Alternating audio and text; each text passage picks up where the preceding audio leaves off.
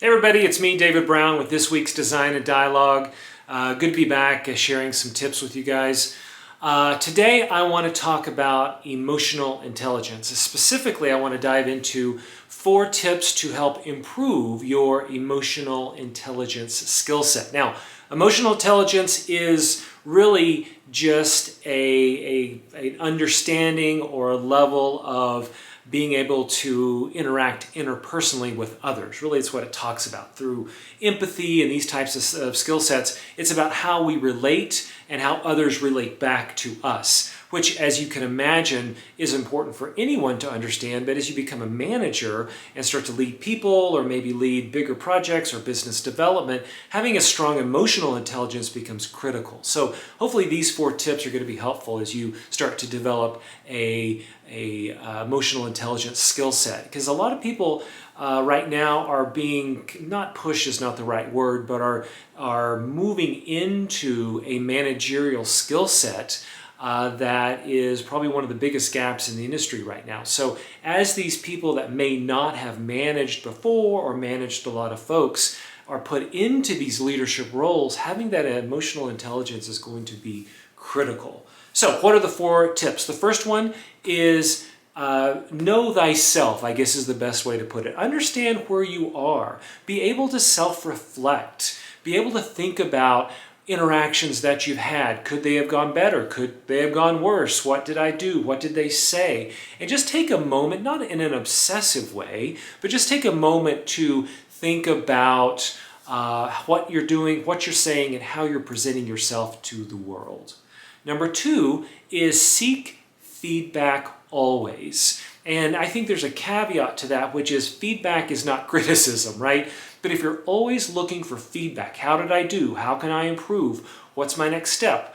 Etc. That's really going to hone that emotional intelligence skill set. So look for that feedback, seek it out, and know that it's not criticism, that it is designed to help you grow. Number 3 is all about active listening. And active listening is to put aside the to-do lists and the comebacks and all of that that's going on in your head when you're communicating with someone or a group of people and listen to what they're saying. Take the time to respond, but know it's acceptable to take that beat after they've stopped talking. You don't need to start a response halfway through what they're talking about. And if you start to really practice an active listening skill set, you are really going to be able to start to understand emotionally with some empathy where people are coming from, what their frustrations are, where their happinesses come from, etc. The last tip is understand your weaknesses. Understand where you are not strong, and then create a personal growth plan to get to where you need to be or want to be. We're not all good at all things, but some of us want to be better at some things, and that's okay. You don't have to be perfect at every little thing that you do, and it's okay to understand that about yourself and then build a plan that gets you to improve whatever it is that you're looking to improve. Emotional intelligence is going to be probably the most critical, if it's not already, skill set a leader has.